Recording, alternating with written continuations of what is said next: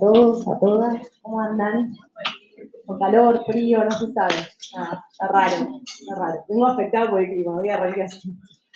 Bueno, nuevamente bienvenidos. Para muchos es la primera vez que vienen a este espacio de manera presencial o que se están conectando de manera virtual. Estamos transmitiendo la actividad, así que estamos con esta modalidad híbrida. Esta actividad se enmarca en el ciclo de encuentros que tiene que ver con repensar las prácticas en el abordaje de las problemáticas de consumo. El primer encuentro fue el mes pasado, contamos con la presencia de Alberto Trimboli y también Mariano Álvarez y Marina Alonso, que estuvieron acá compartiendo y conversando con nosotros sobre justamente cómo poder pensar al sujeto sufriente, ¿no? Como un modo de poder empezar también a repensarnos a nosotros en relación al otro, como parte de también empezar a reflexionar a partir de lo que nosotros como equipo de trabajo desde el área de consumos de la Secretaría de Emergencias y Gestión de Riesgos venimos pensando, nos viene interpelando el modo en que nosotros vemos al otro y a partir de ahí también cómo trabajamos, ¿no?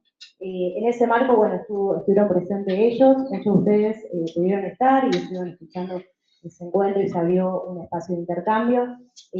A los que están conectados de manera virtual, vamos a hacer todo un esfuerzo para que no queden relegados ahí en relación a las preguntas. A veces se pierde un poco cuando uno está llevando adelante o hay una actividad presencial, pero vamos a estar ahí muy atentos, así que los invitamos a que puedan transmitir sus inquietudes a través del chat. Ahí tenemos al compañero que está moderando. Bueno, agradecerles una vez más por el interés de la propuesta. En este marco, hoy vamos a estar trabajando un segundo eje temático que tiene que ver con la integralidad y la intersectorialidad, tema que también nos convoca porque así algo de lo cual cuando nosotros pensábamos y charlábamos con otros equipos, o incluso nosotros mismos u otros colegas, nos encontramos con cierta fragmentación en los tratamientos, una fragmentación en los espacios de atención, en las instituciones. También hay algo que se da ahí en esto de si es salud mental o si es consumo problemático, entonces para dónde va a parar la persona, y en eso lo que perdemos muchas veces es una oportunidad de poder alojar, de poder acompañar a quien está transitando una situación de salud mental o de consumo problemático. Digo, pero en realidad ya hoy en día podemos decir nuevamente, afirmar de que estamos hablando de una problemática de salud mental, de un padecimiento subjetivo, como dice la ley de salud mental. Ahora ya lo voy a presentar a Leonardo. Pero bueno, en esto nos parece muy importante que tengamos esta perspectiva, que podamos entender que estamos frente a un sujeto sufriente y ante eso quienes estemos ahí en un lugar, como un poco lo venimos diciendo en otros espacios, donde podamos dar lugar a la amorosidad y a la hospitalidad, ¿no? Bueno, también pensar la integralidad es como parte del eje de hoy, entendiendo que la integralidad requiere, bueno, quizás juntarnos con otros, poder pensar un sujeto en sus distintas dimensiones, también como lo plantea la ley de salud mental. Esto requiere que no necesariamente los abordajes tienen que ser llevados adelante en los hospitales. Ya esto seguramente se va a ir conversando en el encuentro de hoy. Sino que, bueno, requiere también esto de un trabajo en donde podamos pensar al sujeto en sus múltiples dimensiones y que eso requiere muchas veces trabajar en las escuelas, trabajar con otros servicios que trabajan distintas temáticas,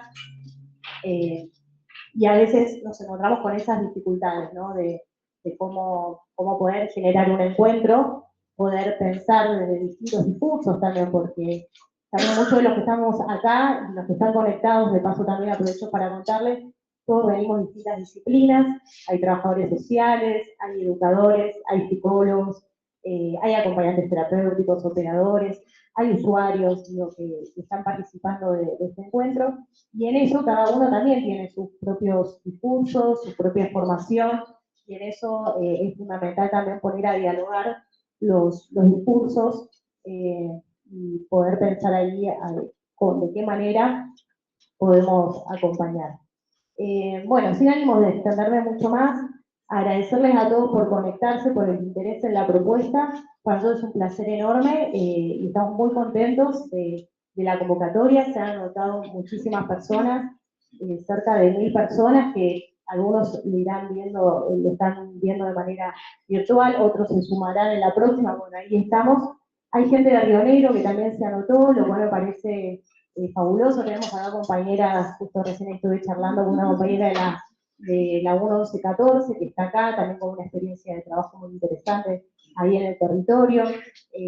También gente del Poder Judicial, de Fiscalía, de la línea 148, del DAP. Tenemos ahí la compañera de Salud Ocupacional de la Secretaría.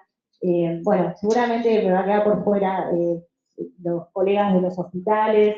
Tenemos también enfermeros que están anotados, de los centros de atención primaria de la salud también, tanto a nivel, tanto acá de la localidad de Neuquén como en otros, quienes desempeñan sus funciones en otras localidades de la provincia. Así que para nosotros es un gusto. También agradecer nuevamente a la universidad que nos brinda nuevamente el espacio, a los compañeros que están ahí poniendo el cuerpo a la organización, a nuestra directora que no pudo estar hoy porque está afectada con las situaciones de los incendios, que por suerte ahora ya se apaciguó esa situación, que es la Clara González, y bueno, y a Luciana Ortiz Luna, que es también la que nos habilita, nos acompaña y nos apoya en poder llevar a cabo este tipo de encuentros. Bueno, ahora sí, lo voy a presentar a Leonardo Bordos. Quiero también agradecerte, Leonardo, sabemos que tenés una agenda ahí muy apretada. Para nosotros es un gusto enorme que estés acá.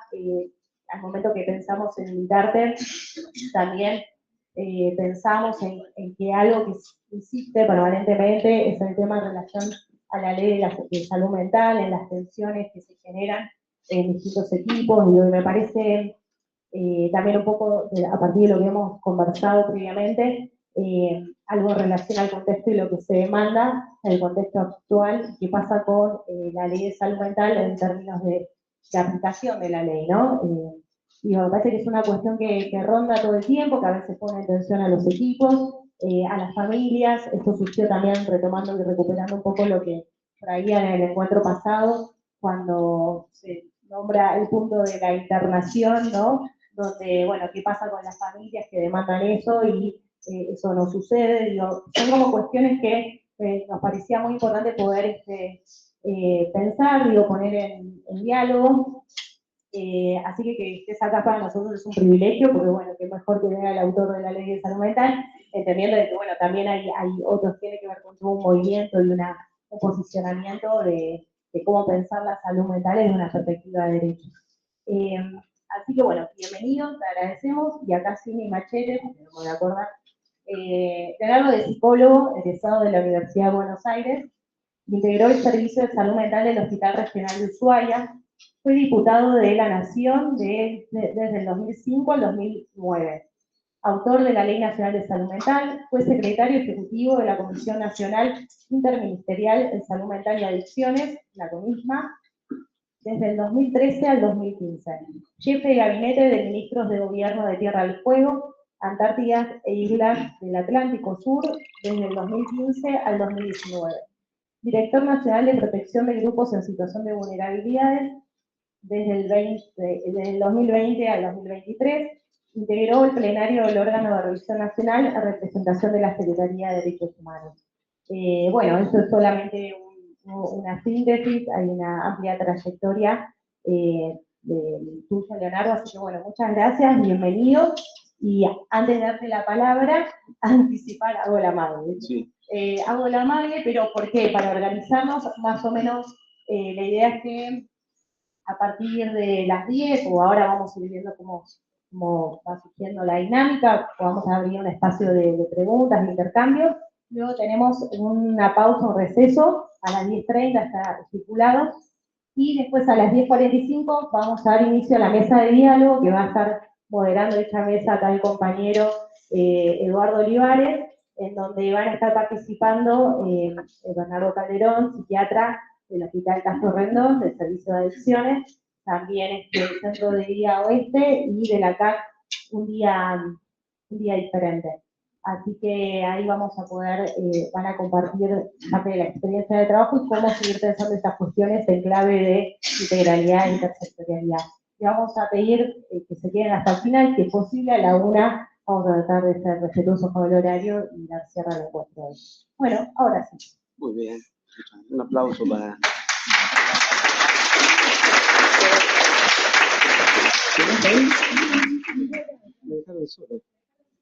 Bueno, gracias Gabriela, gracias a la Secretaría por la invitación. ¿Cómo andan? ¿Bien?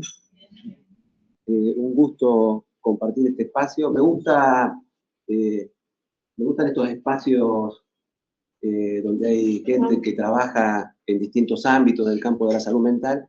Y además Gabriela nos dejó planteado un montón de cuestiones que realmente me interesan, ¿no? Vinculado a las dificultades que solemos tener en el campo de la salud mental y que, bueno, que pareciera que nunca se resuelven, ¿no? Que pareciera que, y pareciera que solo nos suceden a nosotros. Bueno, acá estamos en Patagonia, yo vengo de Patagonia también, de Ushuaia, ese fue mi lugar de trabajo en el hospital. Y tenemos ese defecto de a veces de pensar que las cosas que nos pasan solo a nosotros, digamos, ¿no? Cierta desconexión con otros lugares, pero como, bueno, yo tuve la posibilidad de ir antes y después de la sanción de la ley de salud mental, recorriendo distintas provincias, distintas ciudades, bueno, uno ve cómo hay ciertas cuestiones que son estructurales al campo de la salud mental, y entonces eso nos permite pensarlo de otra manera, digamos, ¿no? Pensar que tal vez entonces el tema no es que el hospital de tal lugar sea una porquería que no quiera atender a la gente, sino que siempre hay un lugar complejo para los hospitales en el marco de las redes de salud mental, y que capaz que no es que, ¿no? que la compañera de tal lugar no le gusta atender a los pacientes, sino que hay ciertas cuestiones estructurales que se van repitiendo y que hay que pensarlas en esos términos, en términos estructurales. Como además hoy estamos en el mundo, pero además en nuestro país en particular, en un momento muy difícil y muy original, si se quiere, para la salud mental, ¿no? Original porque si hay algo de los que nos quejábamos, a veces histéricamente, ¿no? Desde el campo de la salud mental, siempre es que nos dejaban, ¿no? Como invisibilizados, que nadie nos daba bola, que nadie le daba importancia a la salud mental. Bueno, ahora acá tenemos, ¿no? Como que alguien dijo, querían visibilidad, tomen visibilidad. Entonces estamos en un momento donde la salud mental está en agenda y yo pienso, digamos, ¿no? Después lo podemos discutir, nos fuimos un poco al otro extremo, ¿no? Y esto es lo que me gustaría discutir hoy también, además de los problemas estructurales que históricamente hemos tenido en el campo de la salud mental, ¿qué demanda tenemos hoy? ¿Cómo nos estamos posicionando frente a esa demanda? Porque me parece que, por un lado, estamos frente a una oportunidad, ¿no? Por la importancia que se le da a la salud mental, y por otro lado estamos frente a un peligro, digamos, ¿no? Por la forma que adquiere esa importancia y la forma que adquiere la demanda hacia el campo de la salud mental en una situación que, bueno, muchos ya la han identificado como una crisis, ¿no? Que estamos atravesando una crisis de salud mental. Entonces yo acá me gustaría que pensemos, recorramos un poco esta pregunta, ¿no? Si la ley de salud mental a 15 años de su sanción, estamos en 2025, ahora el 25 de noviembre se cumplen 15 años de la sanción de la ley de salud mental en el Senado de la Nación. 2 de diciembre, la promulgación. Y entonces, bueno, como han pasado 15 años, vale esta pregunta, digamos, ¿no? Vale esta pregunta porque estamos en una situación, bueno, compleja, porque además, durante estos 15 años nos ha pasado algo muy especial con la ley de salud mental, que también hay que leerlo como un analizador, que durante, yo diría, 14 años era la nueva ley de salud mental. Entonces, ¿cómo nueva? Ya lleva 10, ya lleva 11, ya lleva 2, y de pronto ya es vieja, no, ya está desactualizada, hay que cambiarlo. ¿Cómo puede ser que algo pase de ser nuevo a ser viejo sin en el medio tener un tiempo más o menos de maduración, de normalidad? Entonces, bueno, esa podría ser otra pregunta, ¿no? Si la ley de salud mental es nueva o está revieja, digamos, ¿no? Hay que archivarla o cambiarla. Y por qué se plantea esa demanda. Para eso, yo haría una breve síntesis de lo que a mí me parece que logramos con la ley de salud mental. ¿Por qué lo hago? Porque yo ya tengo 59 años y imagino, y por lo que veo, hay, bueno, muchos compañeros y compañeras que se incorporan al campo de la salud mental ya con la ley sancionada. Entonces hacer un repaso, y entonces naturalizan lo que tenemos hoy, ¿no? Entonces hacer un repaso de qué era antes y qué se logró con la ley de salud mental, tal vez es un buen ejercicio. Porque si no también aparece lo que dice no pasó nada, no se aplica. Un referente importante de salud mental de nuestro país, que es oriundo de la Patagonia, hace poco presentó un libro cuyo título es ¿Por qué la ley de salud mental no se aplica? Cosa con la que no estoy en absoluto de acuerdo. Además, me parece que hace mucho daño, y de hecho, esa idea, esa enunciación en boca de alguien que ha sido un referente importante de la salud mental, está siendo utilizada como arma por quienes están en contra del proceso de transformación, ¿no?, del sistema de salud. Entonces, yo quisiera hacer un repaso sobre lo que logramos, ¿no? Porque un sistema como el sistema de salud mental, con lógica manicomial, como es el que rige en el mundo y en nuestro país también, lleva siglos, entonces no se cambia de un día para otro. Pero yo pienso que bastantes cosas hemos logrado, tal vez no pensándolo tanto en términos de implementación, ¿no? ¿Vieron cuando se habla de implementación de la ley de salud mental? Como es una ley nacional, digamos, alguien podría imaginar que hay un señor, ¿no?, sentado en un lugar en Buenos Aires, apretando un botón y se implementa, listo. Nosotros tenemos un país enorme, el 98% del sistema de salud está en manos de las provincias y los municipios. Nación tiene pocos servicios de salud en general, y salud mental también. Tenemos el subsistema público, subsistema privado, tenemos las obras sociales, ¿no? En salud mental, además, el componente del Poder Judicial, ¿no?, del sistema judicial, que también tiene una intervención muy fuerte. O sea, hay una complejidad tan grande que pensar que una ley se implementa, ¿no?, planificada, y además somos argentinos, ¿no?, con lo cual somos desordenados y es muy difícil pensar, no sé, tenemos una ley, salimos, planificamos, hacemos, no. Hay que pensarlo en términos de qué efectos produce. En todo caso, la primera pregunta es, ¿produjo algún efecto o no produjo ninguno? Porque la verdad que cuando discutimos la ley de salud mental, sé que Alberto Trimbo le estuvo contando un poco cómo fue el proceso, porque él y tanta otra gente participaron. La verdad que en el momento que logramos la sanción de la ley, y conociendo, digamos, cómo funcionan las cosas, en nuestro país la primera pregunta es si iba a tener algún impacto o iba a quedar ahí en el olvido, digamos. Tenemos muchas leyes que no pasa nada, digamos, ¿no?, que se sancionan y quedan ahí. Bueno, yo pienso que la ley de salud mental, ante esa primera pregunta, si ha tenido efectos o no, sí ha tenido efectos. Sí ha tenido efectos. El primer efecto, mire, a 15 años todavía me invitan a hablar de la ley de salud mental, ¿no? En el campo de la salud mental, por lo menos el campo de la salud mental, está atravesado por la discusión sobre los ejes que marca la ley, ¿no?, la interdisciplina, la inclusión social, la desmanicomialización, digamos. No hay un solo servicio o dispositivo de salud mental del país que no discuta sobre eso. Algunos no están de acuerdo, algunos sí, pero la discusión, por lo menos en cómo tienen que ser las intervenciones y las políticas, gira en torno a eso. Entonces, yo vengo diciendo, y se lo dije a los diputados de la Comisión de Salud hace poco, porque hay discusión sobre proyectos de ley de modificación de la ley de salud mental. Y entonces, yo lo que les dije, miren, con la ley de salud mental, por cómo la sancionamos, que fue por unanimidad, y porque si ustedes ahora recorren las provincias van a ver que la enorme mayoría de las provincias, la gestión de salud mental es una gestión que usa la ley como herramienta fundamental, ¿no? que el marco de la ley es lo que orienta la política pública en cada una de las provincias.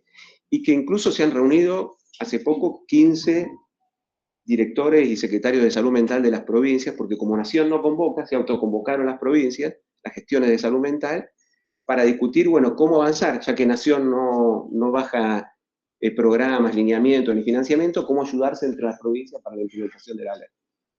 ¿Qué es esto sino una política de Estado? Que hayan pasado 15 años, distintos gobiernos, las provincias tienen distintos gobiernos, y haya ese nivel de consenso acerca de que la política de salud mental tiene que ir en el sentido de transformación que plantea la ley, eso es una política de Estado. Entonces, yo le decía a los diputados y a las diputadas, miren, hoy tenemos graves problemas de salud mental. Ahora, si nosotros no nos paramos en los consensos que supimos construir, en un país que hoy ya no construye ningún consenso, digamos, que todo es disenso, que todo es pelea, ¿por qué no cuidamos al menos esto, donde pareciera que hay cierto acuerdo, más allá de los partidos políticos, más allá de las provincias y demás? ¿Por qué no cuidamos esto y vemos cómo construimos a partir de, ¿no? Ese consenso que logramos construir? Entonces, hemos logrado, me parece, eso, ¿no? Tener en un país tan diverso y en un sistema tan complejo como el sistema de salud, una herramienta común en todo el país, que antes no existía, ¿no? Y que nos permite pensar que en cada una de las provincias, los municipios, ¿no? Cada una de las localidades de nuestro país, podamos ir avanzando en un sentido parecido, ¿no? Bueno, en la misma dirección que las otras provincias, para construir en Argentina un piso de derechos, ¿no? Para las personas, no solo para las personas con problemas de salud mental, pues lo podemos aclarar, para todas las personas, ¿no? Porque cuando uno construye un sistema de control social, cuando uno construye un sistema como el sistema de salud mental, donde está facilitado privar de la libertad a alguien como en ningún otro, como ni siquiera el sistema penal tiene facilitado, si no somos cuidadosos en cómo usamos esa herramienta puede caer en disidentes políticos, en personas en situación de calle que no tienen problemas de salud mental, pero que están en situación de calle. Entonces, la importancia para todos, no solamente para las personas con problemas de salud mental, de tener un piso de derechos en todo el país, ¿no? Hace poco se estrenó en Netflix la película esta del 7 noches, que está bueno porque muestra masivamente de qué manera, no de qué manera se trata a las personas con problemas de salud mental. Eso es lo interesante, porque la señora de la película no tiene problemas. Uno puede decir, tiene, como podríamos tener todos, digamos, pero no tiene problemas de salud mental, ¿no?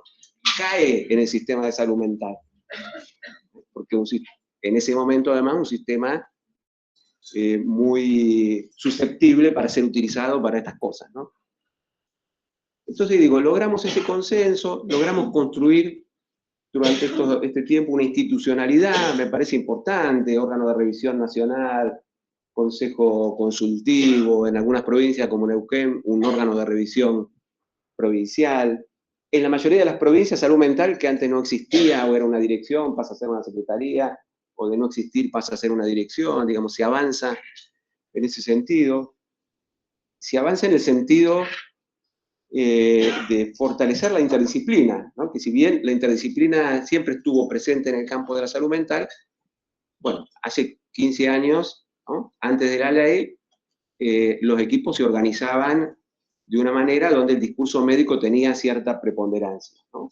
Y ordenaba un poco el funcionamiento del servicio y ordenaba la relación con el Poder Judicial, ¿no? Ordenaba la relación con el Poder Judicial. Los informes, en cualquiera de los temas de salud mental, eran informes de los médicos, no del equipo. Entonces había uno diría, una interdisciplina debilitada, ¿no? La ley de salud mental cambió eso y hoy, no solo porque la ley lo dice, sino que tuvo hasta impacto en el Código Civil, ¿no? En el Código Civil hay un artículo que dice: toda intervención del Estado en materia de salud mental tiene siempre carácter interdisciplinario, ¿no? Pasó a ser un principio rector del Código Civil. De 25.000 personas que teníamos internadas, según el informe Vidas Arrasadas del CEDES, en hospitales psiquiátricos en todo el país, pasamos al censo del 2019 del Ministerio de Salud a tener la mitad, ¿no? 12.000 personas internadas, y hoy son menos. Y hoy son menos en hospitales monovalentes del país, porque si bien en algunos distritos por ahí se mantuvo o aumentó un poco, incluso porque aumentó la pobreza, entonces eso a veces también incide en la permanencia de internaciones crónicas.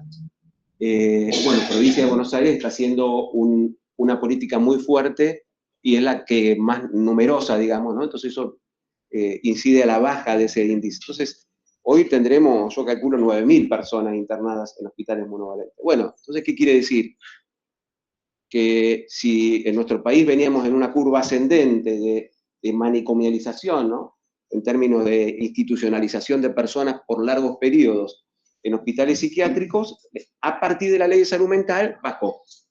Se produjo ese efecto, con políticas concretas, a veces nacionales, a veces en cada una de las provincias, y a veces esto también, ¿no? Hay que pensarlo, no solamente con política pública, el solo hecho de que el colectivo de salud mental se haya apropiado, ¿no?, de la ley, se haya apropiado y se sienta parte y actor fundamental, hace que a veces también las intervenciones mejoren, las decisiones de internar, no internar, por cuánto tiempo, sean más cuidadosas, y entonces eso también, incluso allí donde no hay política, ¿no?, donde no hay una política clara, la acción, ¿no?, de cada uno de los actores y el funcionamiento del sistema hace que, bueno, mejore esa situación y haya menos personas en situación de internación prolongada, ¿no? Y, por último, estamos haciendo, acuérdense, como un listado de cosas que hemos avanzado o que hemos mejorado. Se ha construido un colectivo de salud mental. Se ha construido un colectivo, en el sentido de un colectivo militante, ¿no?, una masa crítica en todo el país.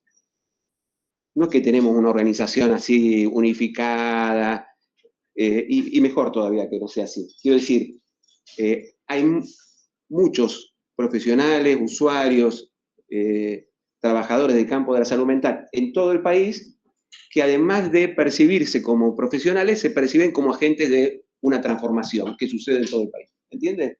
¿No? Entonces, y eso es muy importante. No hay posibilidad de transformar nada si no hay, bueno, una conciencia de que hay algo a transformar y si no hay un sentirse parte de eso que tenemos para transformar. Y esto en salud solamente pasa en salud mental. Solamente pasa en salud. Somos la envidia de los activistas del campo de la salud, ¿no? Que quieren transformar el sistema de salud integral, ¿no? Quieren construir un sistema de salud integral en el país y les está faltando, ¿no?, militancia. Bueno, nosotros lo hemos construido. No sé cómo, digamos. Habrá que alguien que haga una tesis sobre qué pasó, por qué el campo de la salud mental sí pudo. En parte, el proceso de discusión de la ley nos ayudó, ¿no?, y se transmitió intergeneracionalmente también, ¿no? Hubo participación, hubo una lucha, hubo una transmisión de esa lucha, entonces todos nos sentimos un poco parte, ¿no? Y eso es bueno porque si no, hoy no tendríamos ley de salud mental, ¿no? Hoy ya se hubiera modificado en la época de Macri, con la primera dirección de salud mental de Macri, que intentó una reforma de la reglamentación en ese caso, no salió, y ni que hablar durante este periodo. Recuerden que apenas asumió el actual gobierno, se presentó un proyecto de ley que se llamó Ley Ómnibus, que tenía todo un capítulo de reforma de la ley de salud mental, ¿no?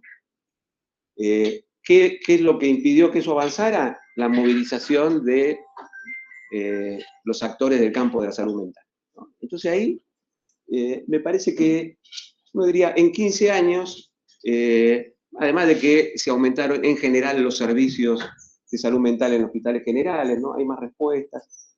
Ahora, ¿qué es lo que está pasando ahora? Esto anda, yo controlo para ver, ya anda perfecto esto. En ningún lado anda esto, salvo acá no. En Neuquén. Alberto no corrió con la misma suerte. Le cambiaron la pila entonces. Ahora estamos en una encrucijada, digamos, ¿no? Que es lo que me gustaría hablar un poco con ustedes.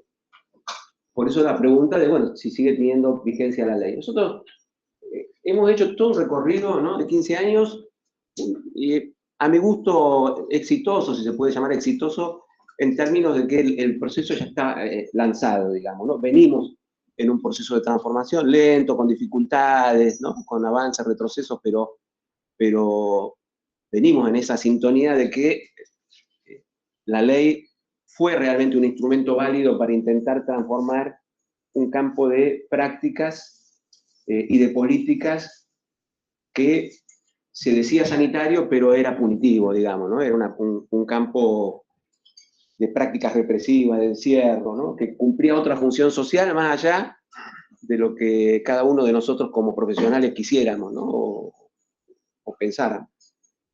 Sirvió para eso, venimos en ese proceso, y hoy estamos en un momento de crisis, digamos, ¿no? Mayor visibilidad del campo de la salud mental, mayores problemas, mayores y más complejos problemas de salud mental. Este conjunto de 15 provincias que se reunieron, que participó también Neuquén, presentaron un informe sobre la crisis de salud mental en Argentina. O sea, ya se le dio este carácter de que estamos en una crisis. Alicia Stolkinger habló de epidemia de salud mental, que me parece que también es un término posible.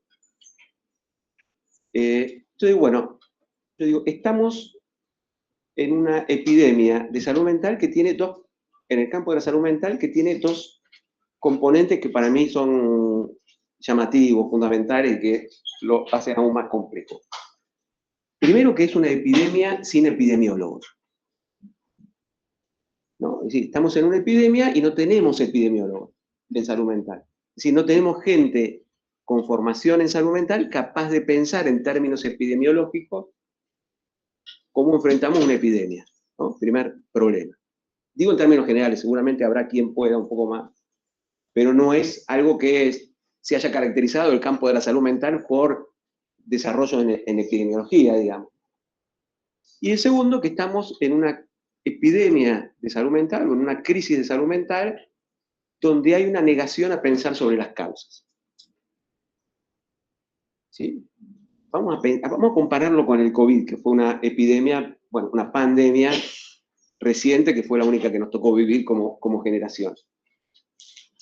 ¿Qué es lo primero que nos preguntamos y que supimos sobre esa epidemia? ¿Cuál era la causa? Había un virus que se transmitía de determinada manera y que para evitar transmitirlo, mientras se investigaba una posible vacuna, se podían o se debían tomar determinados recaudos. Digo, más allá después de las discusiones que se dieron, si muchos, si pocos, si la cuarentena, si no, la población sabía que estaba frente a un peligro, ¿no? Con lo cual no podíamos evitar la angustia colectiva de estar frente a un peligro de muerte propia, de muerte de un familiar, pero con alguna herramienta para hacer algo con eso. Digo, sabemos los que trabajamos en salud mental que no es lo mismo estar inerme que tener algo en la mano para hacer frente a un peligro. Por más que no fuera algo que garantizara nada, pero era algo que uno podía hacer. Bueno, acá no tenemos, como no es que no haya causa, hay una negación a preguntarse por la causa, pero sí hay un reconocimiento de la crisis, ¿no? Entonces, por un lado tenemos una población que siente los problemas de salud mental propio de un familiar, de un hijo, de un hermano, de un vecino, ¿no? Que ve que algo está pasando y está la angustia de no saber qué hacer, o no poder hacer, o no tener ninguna herramienta para hacer algo frente a eso. ¿Y en qué se traduce eso? En una demanda al campo de la salud mental. Es decir, la ausencia de una pregunta, la ausencia de una discusión sobre las determinaciones sociales de la crisis que estamos pasando, se termina traduciendo en una demanda al sistema de salud mental para que resuelva el problema. Y nosotros, ni en la clínica individual, ni mucho menos en una epidemia, podemos, sin alguna implicación de la sociedad, resolver ese problema. ¿Se entiende? Entonces ahí vuelvo a lo que decía antes. El problema que estamos teniendo es que, por un lado, estamos contentos que por fin nos reconocen, pero no estamos viendo la trampa feroz que se nos está tendiendo porque se está depositando en nosotros la expectativa de una solución que en estos términos no va a llegar, ¿no? Entonces, ahí tenemos un problema. Ahora, ¿por qué la crisis? La crisis de salud mental, para mí, tiene dos componentes claros, ¿no? Para empezar a pensarla. Uno es el aumento de los problemas de salud mental y el otro es el debilitamiento de las políticas que nos permiten tener herramientas para abordar ese aumento de problemas, ¿no? Entonces, mientras hay gente que está planteando la ley de salud mental no sirve porque cada vez tenemos más problemas de salud mental, ¿no? Esa idea de que como los problemas de salud mental empezaron a ser más importantes después de la ley, el problema es la causa de la ley, digamos. Ese es el análisis llanito, digamos, que hacen muchos legisladores, lamentablemente también. Pero digo yo, si nosotros tenemos un problema creciente en el país, sea cual sea, y desfinanciamos las políticas que deben atender ese problema, ¿qué vamos a tener? Es decir, ¿qué tiene que ver la ley? ¿No? Es decir, todos reconocemos que tenemos más problemas de salud mental, pero el gobierno nacional echa trabajadores de salud mental del Hospital Bonaparte. ¿Sí? ¿A nadie le llama la atención? La gente que critica la ley de salud mental y que dice que, ¿no? Incluso algunos grupos de madres que critican la ley de salud mental, ¿por qué no dicen nada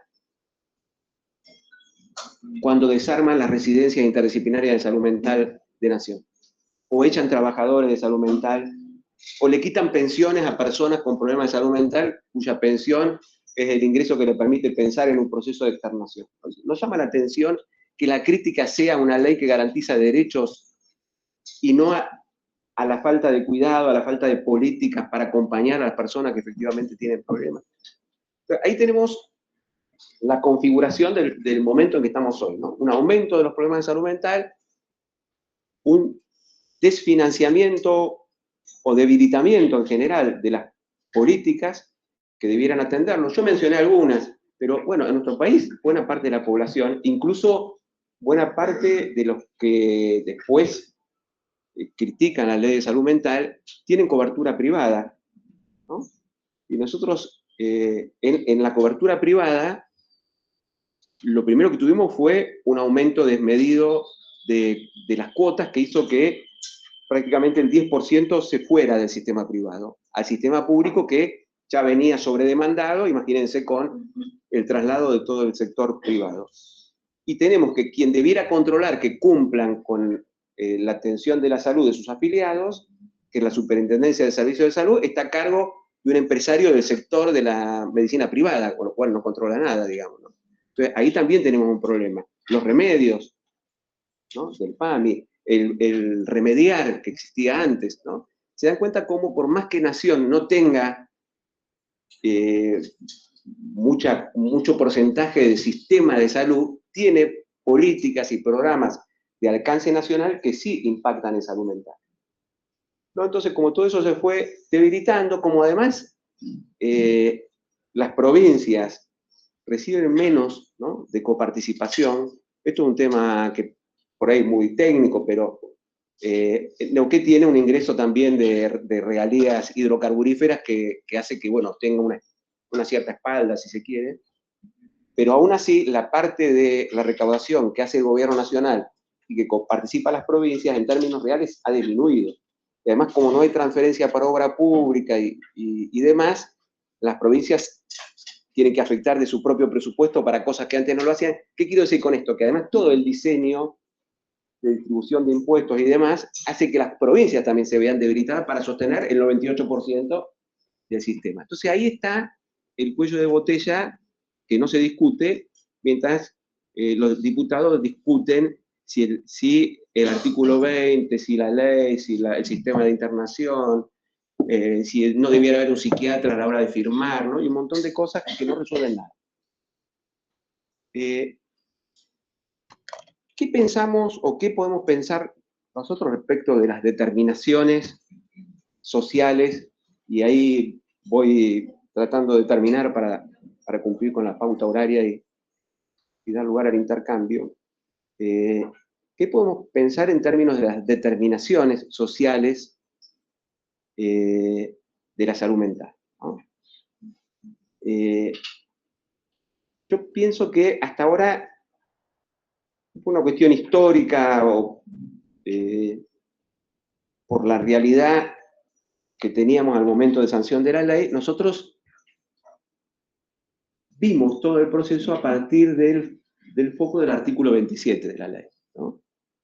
Quiero decir, interpretamos la ley y le pusimos el esfuerzo, o el primer esfuerzo, al tema de evitar la internación prolongada, sacar personas que estaban en las provincias que tienen hospital psiquiátrico, en los hospitales psiquiátricos, ¿no? Y devolverles la dignidad de vivir en la comunidad, ¿no? Hubo un proceso que se enfocó mucho en eso, y está bien, pero que hoy, frente al aumento de los problemas y frente a la crisis que estamos viviendo, y para responder a la pregunta, ¿no? Si sigue teniendo vigencia la ley de salud mental, mi respuesta es sí, tal vez más que nunca, pero tal vez tengamos que ver que tenemos que poner el acento en otras cosas. No quiero decir descuidar el proceso de externación, ¿no?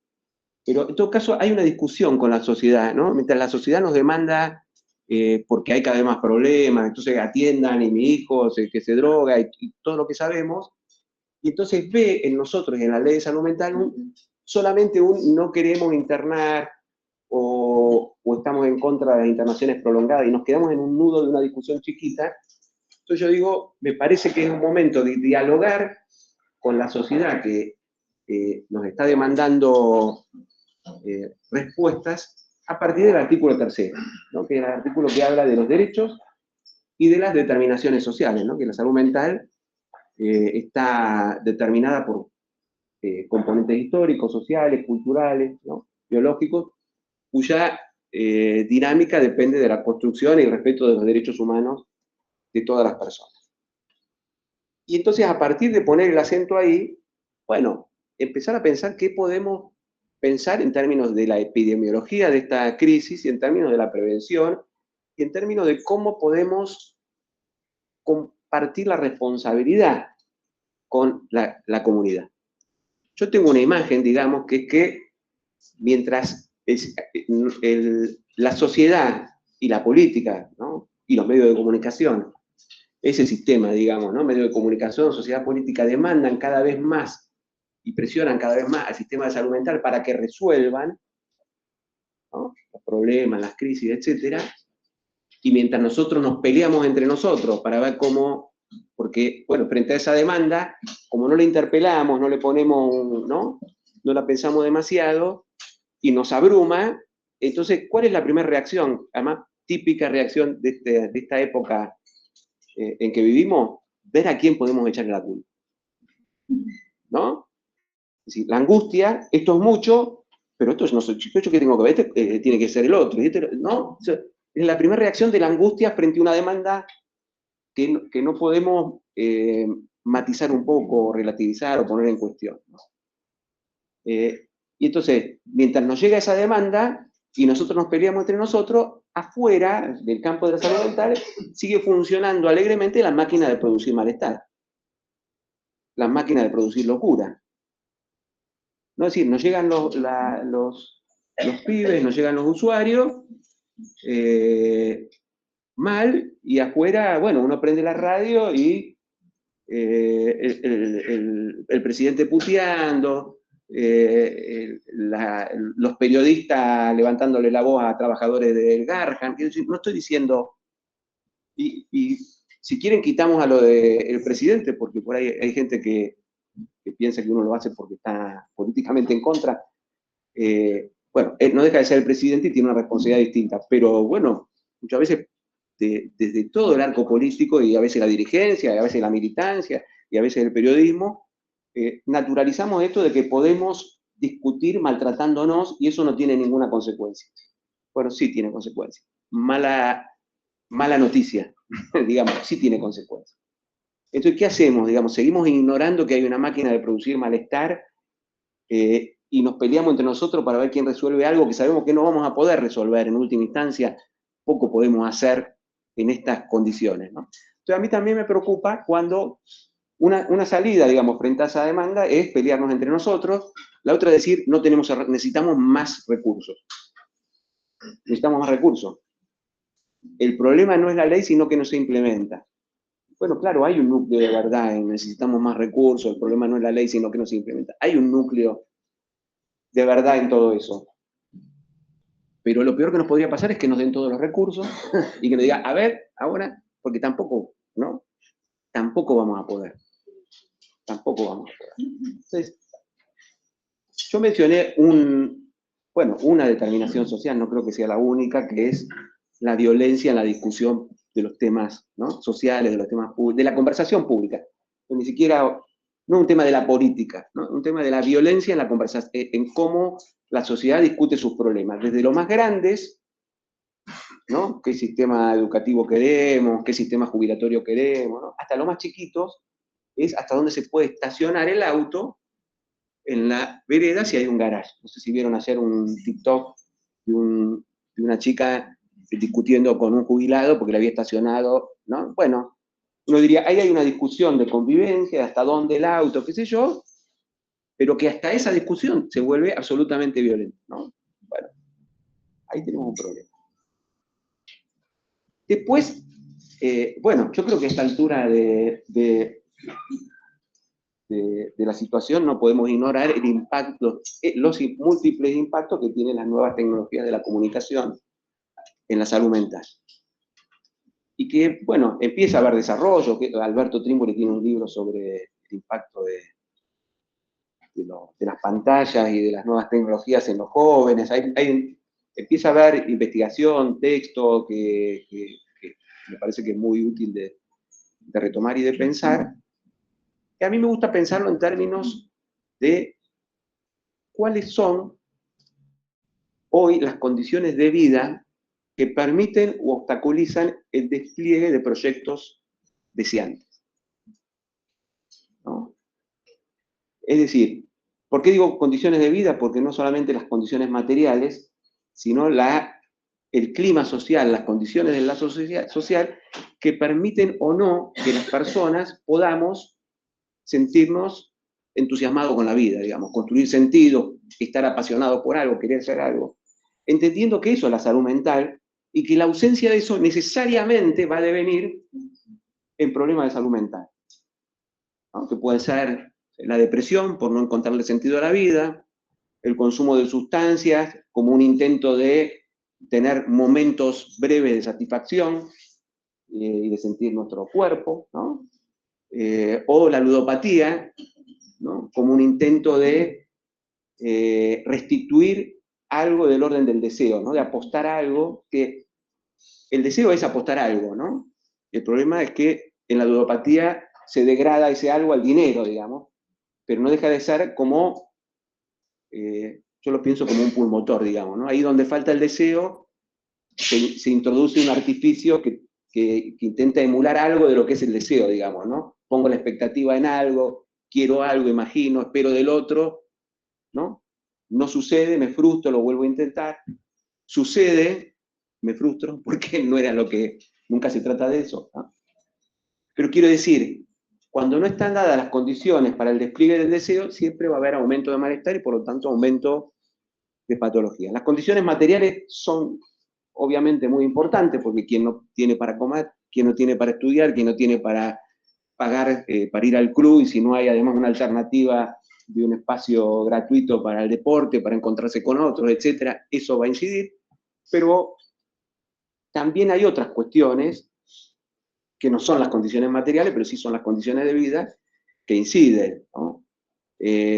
Bueno, el clima de miedo a la inseguridad en el que vivimos permanentemente y que tiene un núcleo de realidad, pero también está exacerbado por los medios de comunicación, por los noticieros de 24 horas, que hace que uno sale y el tono al que uno sale a la calle no es el tono de quien sale a ver qué cosa hermosa le va a pasar, ¿no? Si van a conocer a alguien, ¿no? Sino más bien es quién me va a joder.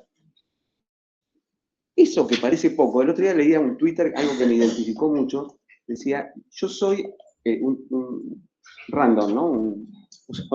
En un post, yo soy el que cuando cruza una calle de una sola mano mira para los dos lados porque no confía en el ser humano. Yo digo, ay, a mí me pasa lo mismo. Y no es una boludez, sino que no es una boludez porque es el tono con el que uno se relaciona con los demás, ¿no? La desconfianza en el otro como punto de partida, no como consecuencia puntual, ¿no? Es casi traumático. Digamos, uno diría, en una época normal, desconfiar de todo el mundo, tuvo un trauma, ¿no? A lo cagaron fiero, no lo pudo elaborar, y hoy todo es así. Bueno, ahí tenemos un algo que no ayuda mucho, ¿no?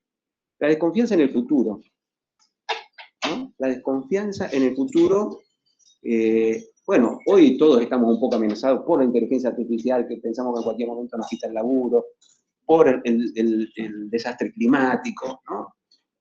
No hay un clima como pudo haber habido en otras épocas de la historia de la humanidad, de que la lucha colectiva nos va a llevar a algo mejor, ¿no? El otro día también leí algo que me resultó interesante, que es que hay una especie de privatización de las utopías, ¿no?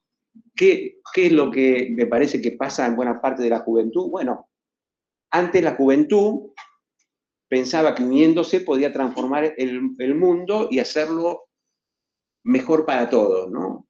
Hacer un mundo donde todos tuvieran oportunidad. Hoy ya hay una resignación a que eso es imposible, entonces lo único que queda es ver si a mí me toca en suerte estar entre los pocos que la pasan bien. Y ya está como aceptado eso, digamos, ¿no? Pero eso es ausencia por experiencias frustradas del pasado, ¿no? Más todo lo que ustedes quieran agregarle a eso, el sentimiento de impotencia absoluta, ¿no? Frente al orden de desigualdad que hay, ¿no? Entonces ya hay una resignación.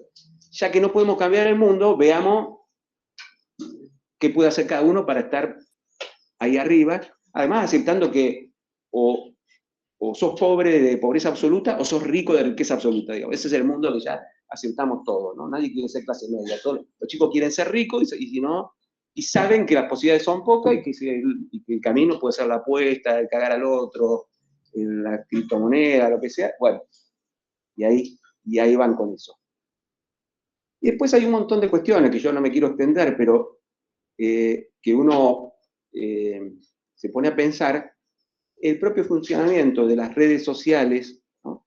Y de a poco además de cómo, porque no es lo mismo 2010, 2015, 2025, cómo fue evolucionando el mundo de lo digital, cómo cada una de las características que tiene nuestra relación con el mundo digital va hackeando el deseo. Uso el término hackear porque me parece que va hackeando el deseo, ¿no? Las aplicaciones son, en general, aplicaciones que nos sirven para poder resolver las cuestiones de la vida sin necesitar del otro, ¿no? Antes uno tenía que hacer un viaje, le preguntaba, jefe, ¿para dónde es? ¿Para dónde va? ¿No? Hoy es mucho más fácil, me encanta, es mucho más fácil, ¿no? Y así cada una de las cosas, uno no tiene que ir al banco, resuelve, ¿no? Entonces, hay una lógica detrás de las aplicaciones, detrás de la evolución de las tecnologías, que es hacernos la vida más fácil, mucho más fácil, tan fácil que ni siquiera sea necesario tomarse la molestia de vivirla, ¿no? Y ahí me parece que está el problema, ¿no? En esa concepción de que lo fácil es lo bueno, ¿no? De que nos den, que esté todo al alcance de la mano, nos va a hacer más felices, o que el algoritmo nos anticipe, vieron que uno busca, ¿no? Está buscando algo, quiere comprar algo, está armando un proyecto, y el algoritmo le empieza a tirar cada vez más, y llega un punto que uno ya se empacha. O sea, el algoritmo no entiende nada del deseo, ¿no? Entiende del consumo y de la oferta, y entonces nos pesca lo que estamos buscando y nos ofrece, pero llega un punto que termina matando el deseo. Y así, el escroleo, ¿no? El escroleo, esto estar todo el tiempo esperando a ver qué otra cosa, y uno no se queda con nada porque siempre otra y siempre otra y siempre, bueno, el deseo tiene que ver con en algún momento parar, ¿no? Apostar a algo y saber que uno en el apostar a algo se pierde de un montón de otras cosas, ¿no? Cuando uno queda atrapado en el infinito de las posibilidades, evidentemente eso va matando el deseo, ¿no? Se queda en esa expectativa de otra cosa, de otra cosa, de otra cosa, de otra cosa, de otra cosa.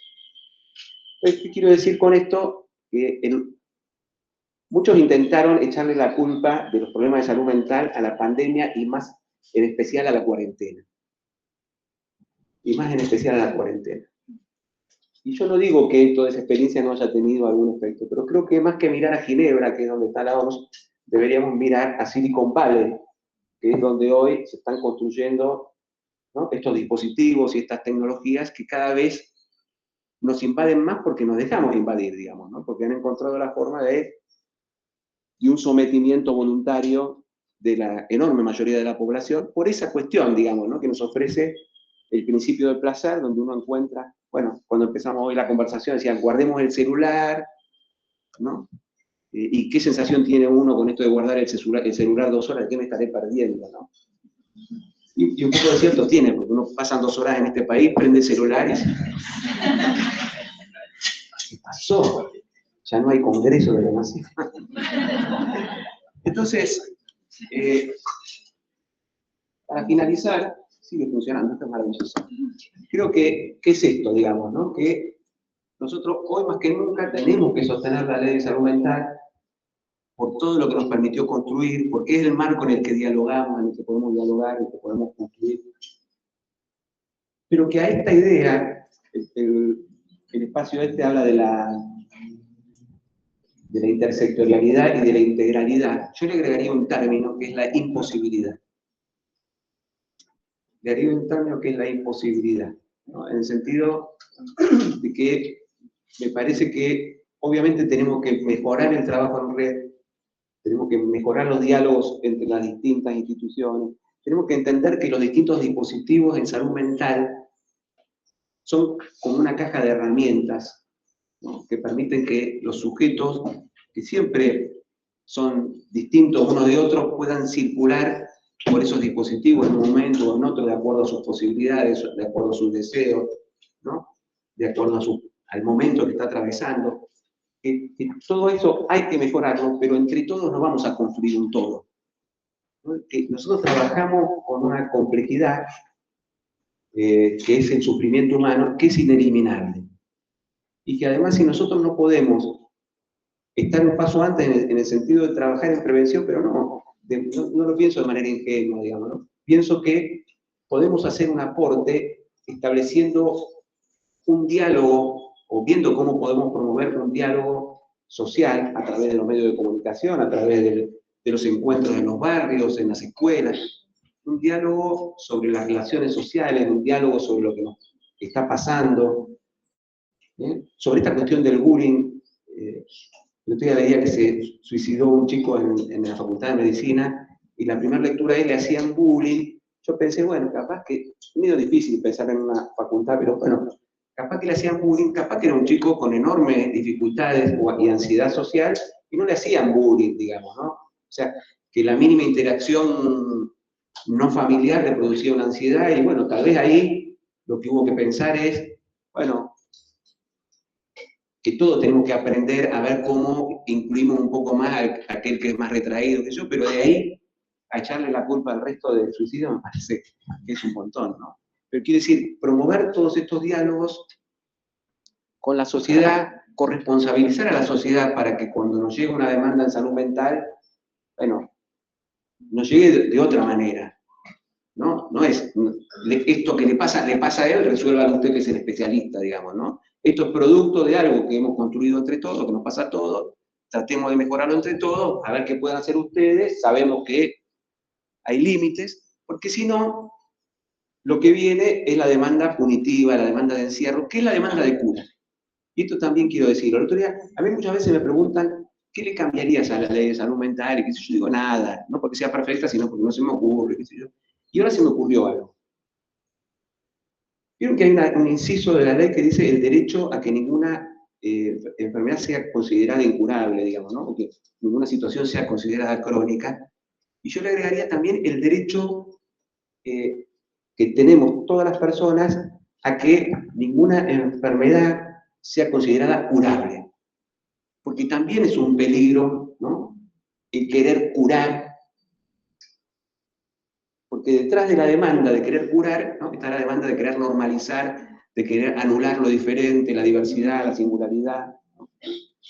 Entonces, me parece que, en definitiva, el desafío que tenemos por delante es, tomando el artículo 3, saliéndonos de esta discusión a veces chiquita de la internación, de si sí, si no, si más, si menos, bueno, ver cómo podemos empezar a pensar, a producir conversación social sobre cuáles son los problemas, por qué la gente está cada vez peor, qué responsabilidad tiene la sociedad en su conjunto, la dirigencia política, y qué responsabilidad tenemos nosotros como campo de la salud mental, ¿no? ¿Qué responsabilidad? Cuando uno dice qué responsabilidad, dice qué parte de la responsabilidad, porque si no van a tirar toda la responsabilidad, eso no es responsabilidad, ¿no?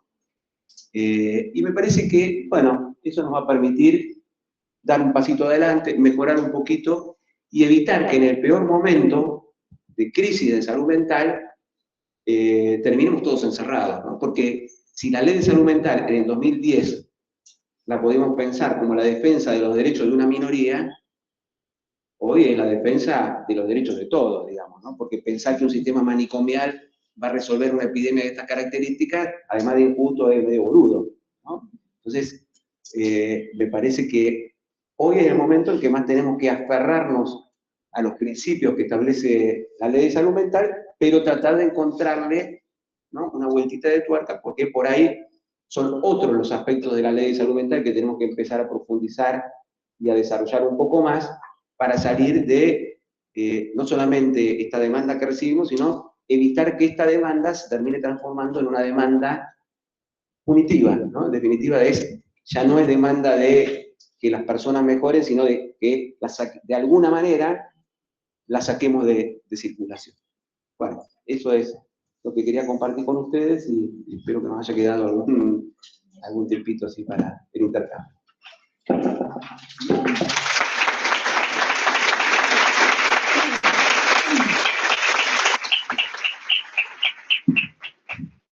Bueno, vamos a dar inicio a unas preguntas, comentarios, intercambios. Después vamos a tener el cierre del encuentro de hoy también en otro espacio.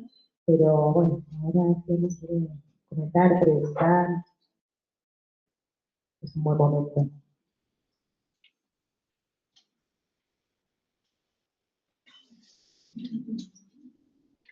Quienes están también conectados, pasan la data. Yo creo que hay gente. ¿Cuál es la cámara esa? Claro. Sí.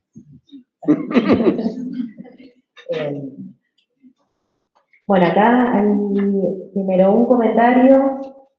Dice, bueno, buen día, entiendo la crítica de las madres o las familias en el contexto de debilitamiento, desfinanciamiento de las políticas públicas. El impacto lo viven las familias y sobre todo quienes mayoritariamente se ocupan del cuidado, las madres. Quienes trabajamos con denuncias de violencia familiar estamos viendo el incremento de denuncias de sus padres, madres, a hijos con problemas de consumo, demandando exclusión. Son interesantes estas jornadas para analizar el tema de distintas aristas. No sé comentarios, no sé si querés. Escuchemos un poquito más. Otro comentario es, ¿hay posibilidades de incluir en la respuesta a la gente de la 2302, incluir educación al abordaje de adicciones en instituciones educativas? Esta es otra pregunta. Y hasta el momento me batieron por el chat. ¿Alguien? Sí. Ahí voy a acercar el micrófono. Sí. ¿Qué se ha perdido? Pero así te escuchan también los que están conectados.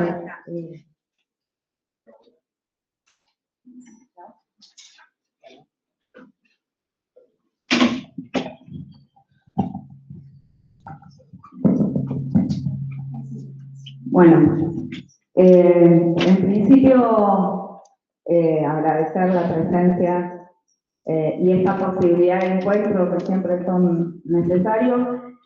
Yo no soy de Neuquén, soy de Neuquén, pero no vivo acá. Hace muchos años trabajo en un territorio muy empobrecido de la ciudad de Buenos Aires, acá por un tema familiar, en la villa de la 1114, la de Bajo Flores.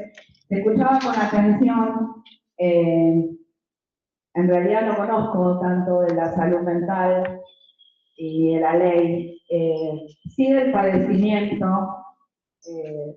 sobre todo un grupo, te diría, bastante extendido en el Bajo Flores, de pibes que son adictos al paco, que forman radilladas hacia el interior del territorio. Ahora apareció una droga nueva, que es el tusi, que es como la cocaína de los pobres. Bueno, un contexto social de mucho deshilache y de mucho deterioro. Y la verdad es que, escuchándote, una de las preguntas que me hacía en relación a esta perspectiva que se plantea de la ley de salud mental, como, sobre todo como una impronta, si se quiere, sedimentada en una perspectiva de derechos humanos, era como esto de alguna manera se capilariza en políticas concretas hacia los territorios. Porque muchas veces me pasa que cuando escucho hablar de política pública, ese discurso solo, digamos, tiene una vigencia, si se quiere, precisamente solo en ese plano, ¿no? En el plano de lo discursivo. Ahora, la política pública además implica, y yo acá me lo anoté, garantizar esas perspectivas.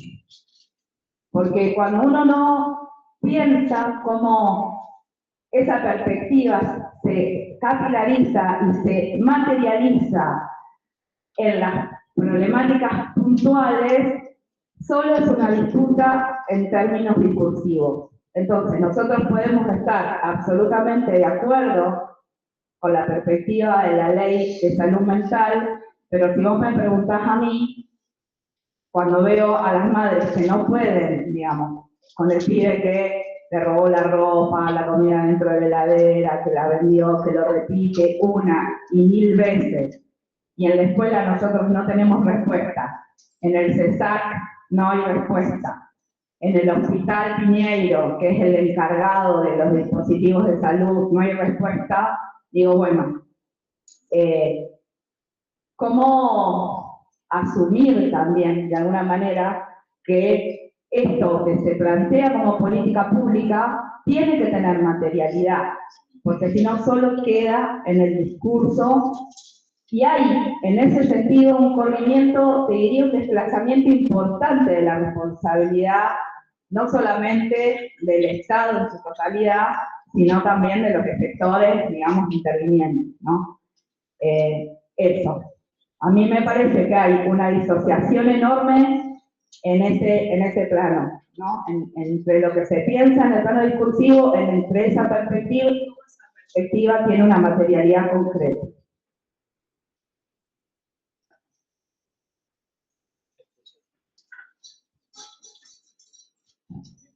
El micrófono. Ah, es cierto que yo tengo. Abrimos Dice otra. caminar. ¿Se escucha ahí?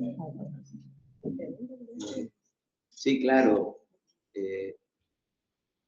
Hablamos de las condiciones de vida, las condiciones materiales. Vos hablás de un barrio humilde como la Villa 1114, que además está en una ciudad, que es Ciudad de Buenos Aires, gobernada por la derecha, sin.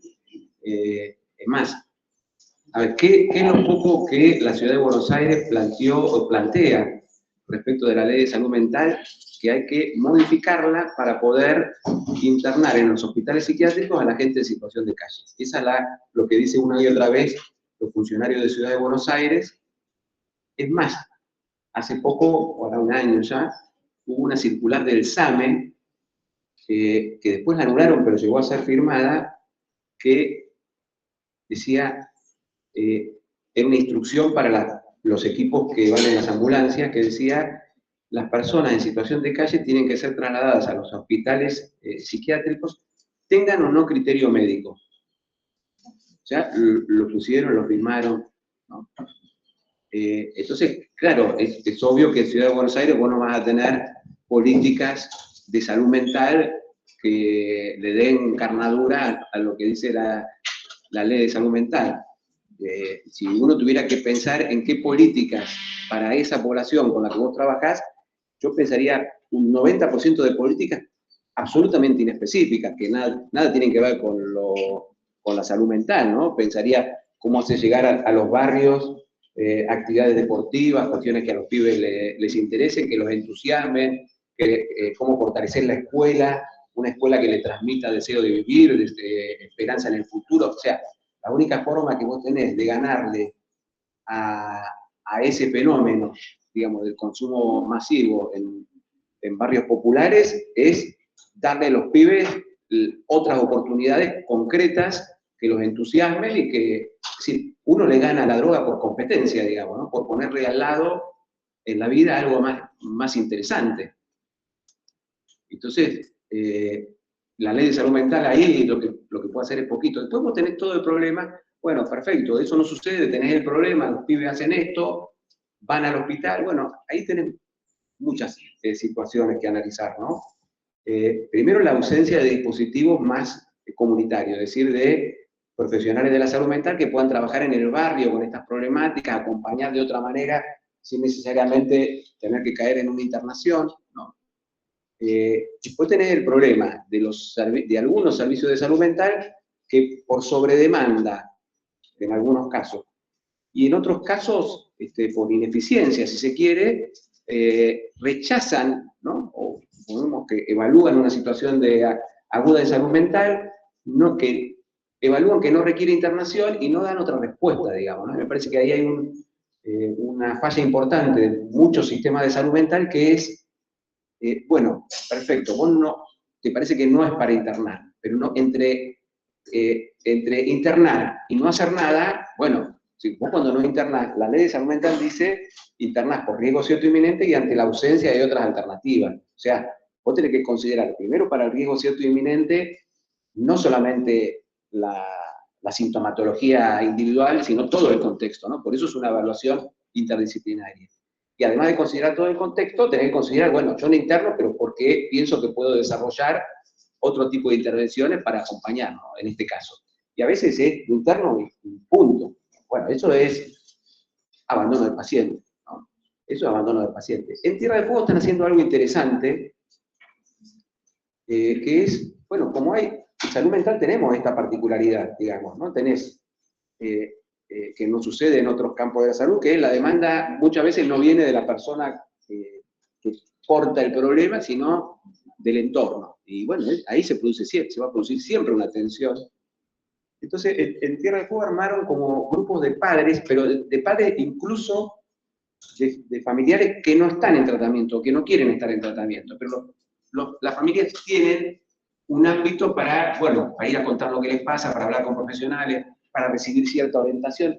Incluso yo diría, porque a veces también se cae en la idea de que el familiar, ¿no?, es el que cuida o el que se siente impotente frente al que tiene el problema, y perdemos la dimensión de que, bueno, el familiar también forma parte de la dinámica patológica. Así que no es solamente en carácter de familiar y de acompañante que uno lo tiene que atender, sino que forma parte del problema. Y uno tiene que también llevarlo de buena manera, digamos, a la situación de que perciba cuál es su rol en la dificultad, ¿no? Y que no todo el problema está en el hijo o en el otro, y que incluso apostar a que a veces uno no puede intervenir en determinados momentos con la persona que está consumiendo, pero una intervención adecuada y profesional con la familia puede producir una pequeña modificación que haga que esa persona termine yendo a una consulta o aceptando una visita en el barrio, ¿no? Entonces, yo entiendo lo que vos planteás, lo que digo es, ahí no hay obviamente que la ley no va a resolver esos problemas. Modificarla, peor. Quiero decir, modificarla en un sentido regresivo puede que a los problemas que esa población tiene se le sume el problema de la criminalización, ¿no?, del encierro, pero sin ninguna duda, te doy toda la razón, que la ley no resuelve todos los problemas, en parte porque ninguna ley puede resolver todos los problemas, y en parte porque, bueno, falta seguir trabajando para que, bueno, se puedan desarrollar los dispositivos y las lógicas que la ley plantea. Cuando vos tenés un gobierno local como el de Ciudad de Buenos Aires, se hace más difícil, bueno, pero ahí están las organizaciones sociales que hacen lo posible, ¿no? Y después había una pregunta respecto de las escuelas. Claro, sí. Si la escuela logra transmitir el entusiasmo, ¿no?, por el saber, por la vida, por un proyecto, y logra inspirar a alguien para tener una vocación de algo, ya hizo todo, sin hablar de salud mental, digamos, ¿no? Y además vos podés tener talleres de salud mental, de consumo, lo que quieras, pero el rol fundamental de la escuela es transmitir, y de la familia, digamos, ¿no?, es transmitir sentidos. Hay algo que el otro día decía una colega psicóloga en un panel en la Defensoría de Niños, Niñas, Adolescentes, que yo lo vi por YouTube, que me pareció bien pertinente, que no tiene que ver con las redes sociales, nada, sino con que nuestra generación, por decirlo, los padres, la generación de padres de los adolescentes de hoy, hemos estado muy inhibidos para transmitirle a la siguiente generación sentidos, valores, ¿no? Por esta idea de que eso es coartar la libertad, ¿no? Que a los chicos hay que dejarlos que elijan solos, que crezcan y elijan solos, entonces para no reprimirlos o transmitirles, ¿no? Y eso es un problema, porque cuando un chico no recibe sentidos, valores, pautas, no es más libre, sino que está perdido. La libertad es un segundo tiempo, ¿no? Es el segundo tiempo después de la alienación.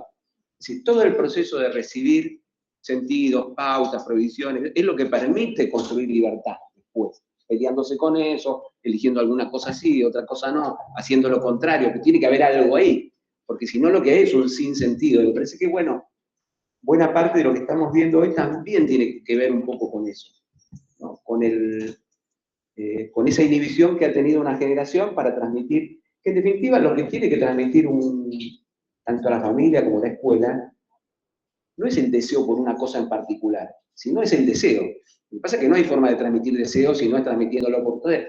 De hecho, si uno es un apasionado del arte, eso se transmite, y por ahí después el chico, ¿no?, odia el arte, pero cree que hay pasión en la vida, ¿no? Y la pasión le sucede porque lo que uno transmitió no es el arte, sino la pasión, que es una cosa medio rara, que es la pasión, la cosa de que uno cree que hay cosas interesantes en la vida, digamos, ¿no?, que no son tan claras, pero que hay ¿no?, ese tono de vivir con ganas de que hay algo por construir. Bueno, si uno se inhibe para no capaz que se termina inhibiendo también de transmitir que la vida puede ser interesante. Bueno, no sé qué otras. Bien, acá Cortita. Primero, hay una frase que me impactó. Cuando dijiste, hoy hay una especie de privatización de la utopía. Y miércoles. Voy a dar unos datos que trabajamos nosotros desde la Junta del año pasado con estudiantes de entre 13 y 17 años. De 5.432 estudiantes que respondieron la encuesta, el 41% tuvo procesos, 41.3 para ser más preciso, tuvo procesos de autolesión. Y 2.227 de esos estudiantes comenzaron a probar el consumo como formas de salir, ¿no? Y vos recién hablabas de la escuela, de los valores de la escuela. Estos datos los recogimos en la escuela. Sí, en la caracterización que hacen los directores de salud mental provinciales, ellos muestran cómo los problemas de salud mental aumentaron, pero aumentaron más aún en la población de niños y adolescentes, ¿no?, que además son los que en el campo de la salud mental tienen menos dispositivos especiales de atención, ¿no? Entonces ahí también la crisis es como peor. Digo porque llegamos tarde, estamos llegando tarde. Sí. ¿Vieron la película Adolescencia? Sí, no, que un poco esa película también lo que muestra es cómo época mata familia, digamos, ¿no? Así que vos podés tener una familia más o menos bien constituida, pero la época, ¿no?, supera las posibilidades de la familia. Por eso digo, me parece que a las familias hay que ayudarlas también, desde la escuela, desde las instituciones y demás, bueno, poniendo en discusión algunas cosas. O sea, ¿qué otra forma tenemos nosotros de trabajar que no sea producir un diálogo? Y bueno, en este caso me parece que tenemos que producir un diálogo con toda la dificultad que eso tiene, digamos, ¿no? Pero tratar con toda la dificultad, y a veces nos caen. El otro día, miren, yo estoy en un grupo se llama Salud Mental y Democracia, un grupo de WhatsApp de compañeros, compañeras de distintas provincias, y cuando se anunció que aparecía la película, se estrenaba la película 27 Noches de Netflix, yo escribí ahí en el grupo, le dije, estemos atentos, porque acá nosotros vamos a tener una ventana de 3 o 4 días, que si esta película le va bien, ahí se abre la conversación social, como nunca. Digamos, nosotros no somos Netflix, así que no somos capaces de hacer que tanta gente esté hablando de algo al mismo tiempo. Bueno, digo, también estar pendiente de esas cosas, ¿no? Se estrenó esa película, quedó primera, entonces ahí no es que no tenemos, bueno, en principio tenemos 3, 4, 5 días de oro para decir, vamos, esto es responsabilidad nuestra.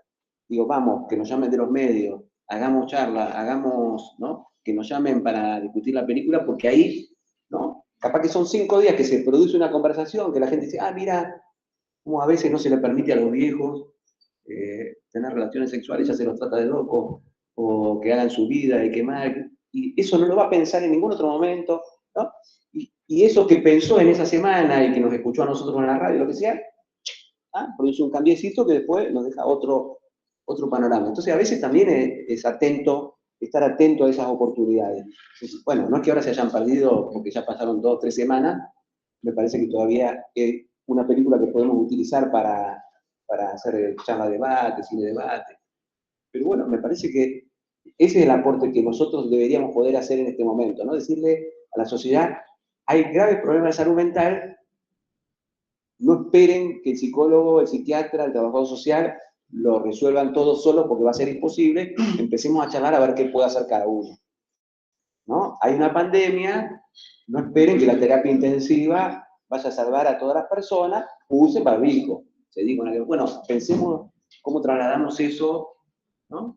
¿Cómo trasladamos eso a la cuestión de la salud mental? Ahí me parece que estamos fallando.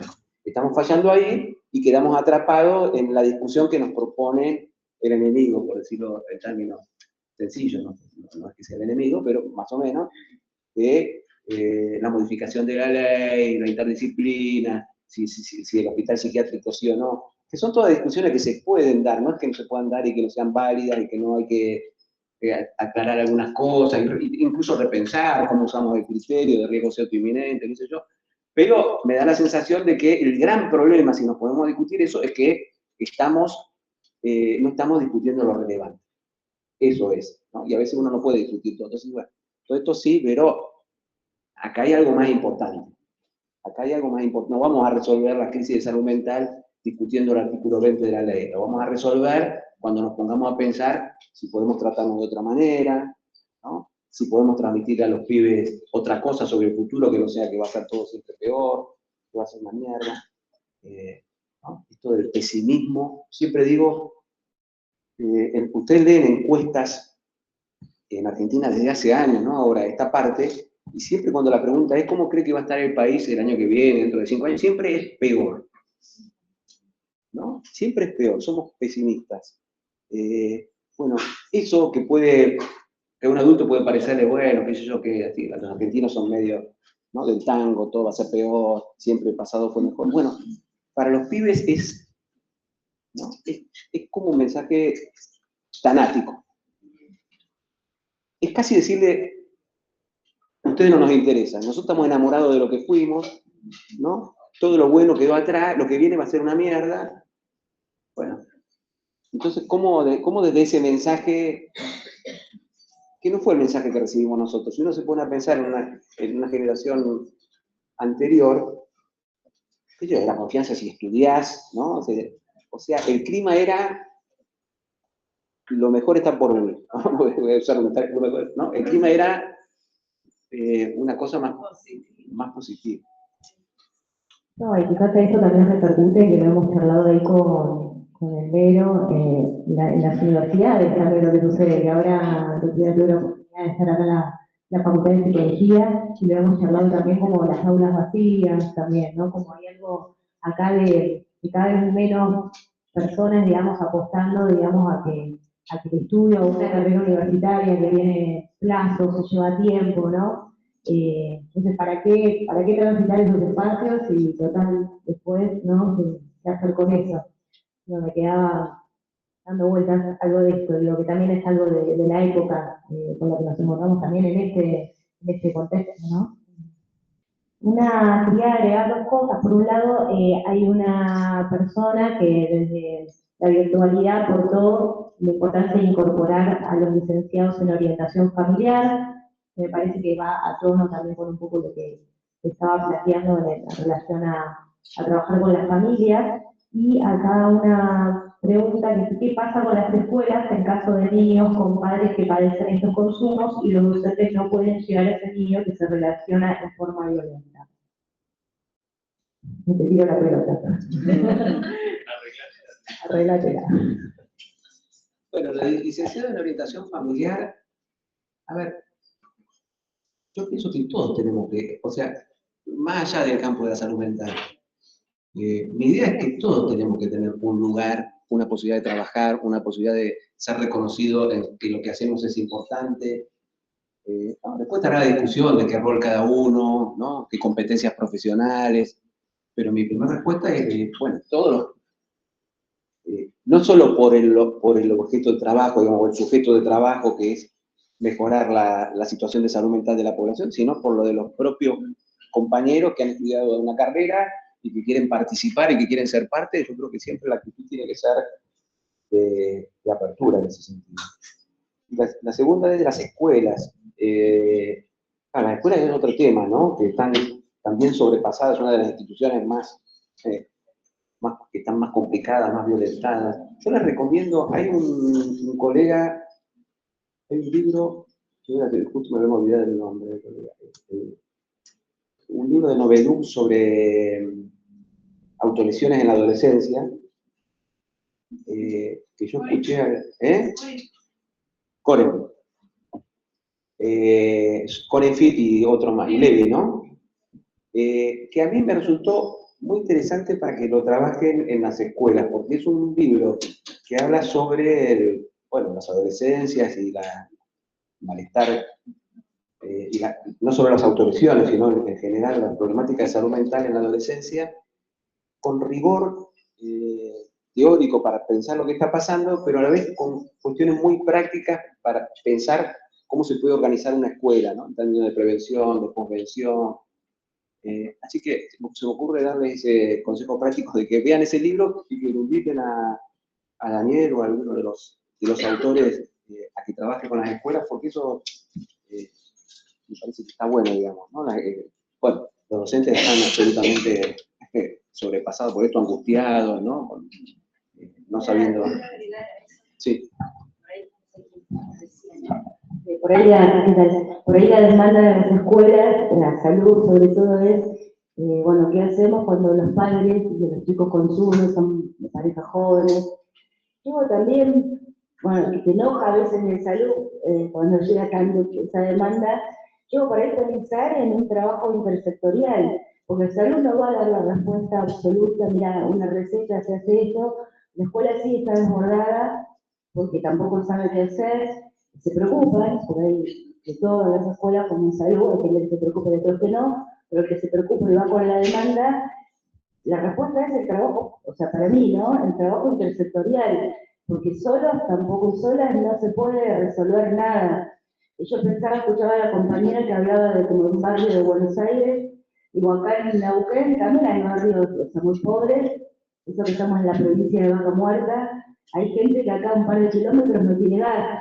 Entonces digo, cuando uno piensa con un pibe que consume, está bueno que haya una ley, que haya un marco legal en base a un piso donde uno se para a pelear derechos y a pelear que haya presupuesto para esas leyes, como está la 2302, como hay un montón, pero también tienen que ver con otras condiciones, otras leyes y abordar la problemática del consumo de una manera integral.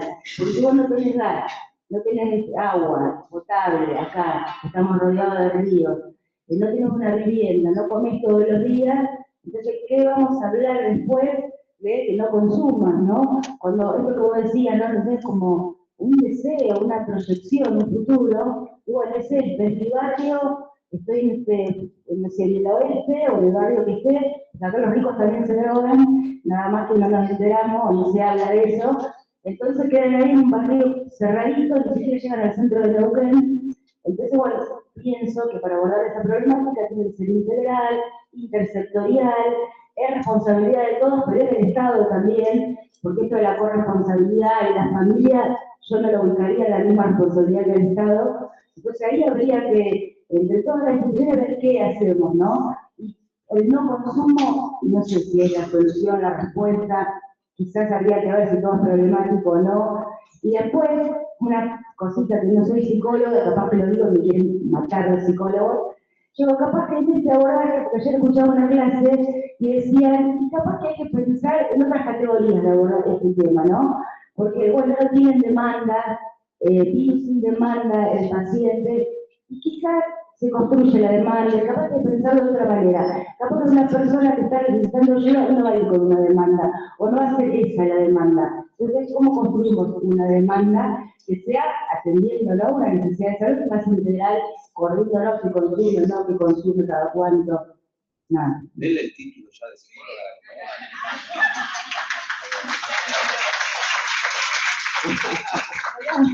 Se resolvió el cuarto.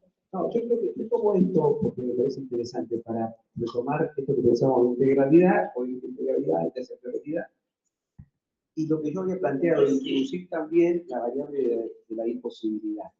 ¿En qué sentido? Porque me parece que muchas veces también pasa en la escuela, aparece, ¿no?, el emergente de alguien que se droga, y hay como dos reacciones, digamos, ¿no? O la alarma, en la que todos se enloquecen, hay que hacer algo, qué sé yo, o no se hace nada, que son dos caras de la misma moneda. Me parece que el tono para abordar esas cosas es, bueno, ni no hacer nada, ni salir todo corriendo como si estuviera incendiando la ciudad. En todo caso, decir, bueno, es un emergente, algo debe estar pasando con ese chico, en la escuela, en la casa, en la sociedad, lo que sea. Bueno, a ver cómo podemos acercarnos a ese chico y establecer un espacio donde él pueda hablar. Ahora, lo que obstaculiza eso es el prejuicio sobre la droga. ¿Por qué? Porque el prejuicio de la droga hace que uno se asuste, que enseguida quiera... Mira, uso la metáfora del fuego, ¿no? Droga, fuego, hay que apagarlo. No. Hay un emergente ahí, hay que escuchar qué pasa, qué sé yo. Si uno se angustia y piensa que lo primero que tiene que hacer es hacer que ese chico se deje de drogar, y eso es imposible. Entonces, bueno, a ver cómo construimos una red, ¿no? Capaz que no para que venga Salud a escuchar, sino que Salud me ayude a mí a ver cómo hago con el chico, cómo construyo un espacio para que ese chico, porque además, ¿no?, una de las funciones centrales de la escuela es ser un otro alternativo para el niño, digamos, ¿no? El niño o el adolescente que interactúa prioritariamente con sus padres durante una etapa significativa de su vida, bueno, ¿qué produce salud mental? Que pueda, ¿no?, que pueda haber una apertura a otros adultos, que pueda descubrir que hay otras miradas, que hay otras escuchas, y que eso le permite a él también pensarse de otra manera, verse de otra manera. Bueno, eso, la droga, que, o sea, poner un poco en suspenso también el consumo, ¿no? Porque si no, y ahí es donde vuelvo a insistir, ¿no? El furor curandis, o la idea de que todo hay que curarlo y curarlo ya, es un obstáculo. Es un obstáculo que nos hace actuar mal o nos hace, por de manera defensiva, hacernos los boludos o echarle la culpa al otro. ¿No? Entonces, paremos un poco, sabemos que son problemas complejos, que a veces se pueden mejorar, a veces no se puede, que hay que intentarlo, veamos cómo hacemos entre todos, sin empezar a, ¿no?, a echar culpas, ¿no? Porque ese es uno de los síntomas de época que debemos evitar, ¿no? Pretender echar la culpa rápidamente. Última pregunta, si vamos a... Sí.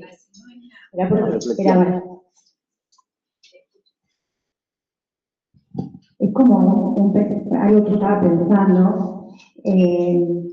Creo que hay en este momento donde los consensos, creo, ¿no?, sociales que pensábamos que teníamos, ¿no?, ya ganados, están están tan en crisis, pienso cómo hablar, vos hablabas recién de la corresponsabilidad y de convocar a la comunidad, y me preguntaba cómo hablarle, ¿no?, a esa comunidad, o qué mensaje, cuando hay tanto, digamos, rechazo, ¿no?, de algunos sectores, ¿no?, por supuesto no de todos, cuando las últimas elecciones nos traen, ¿no?, estos resultados.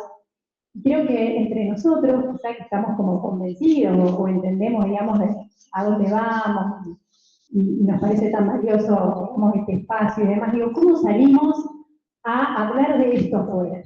¿No? ¿De qué manera? ¿Cómo transmitimos ese mensaje? Y me queda eso siempre, ¿no? Como en este momento. Sí. Sacándonos el enojo de encima también un poco, ¿no?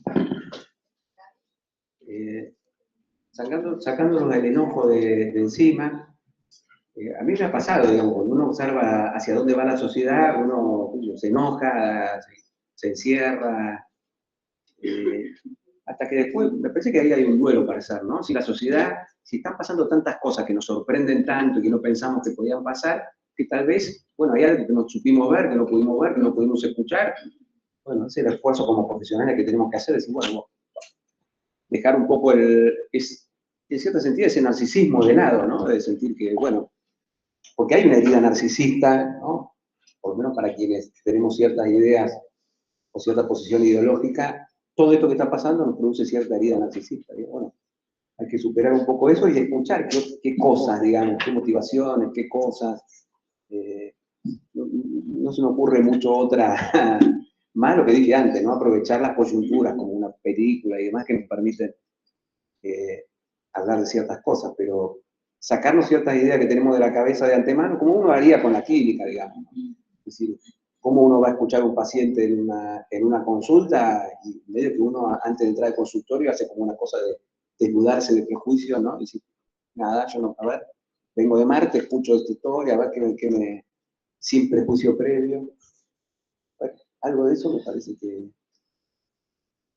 No sé si apuntaba eso tu pregunta. Y lo de la ruptura del lazo social, ayer lo hablábamos, me parece que es una variable también muy importante porque ¿qué es digamos, ruptura del lazo o ruptura del pacto social? ¿No?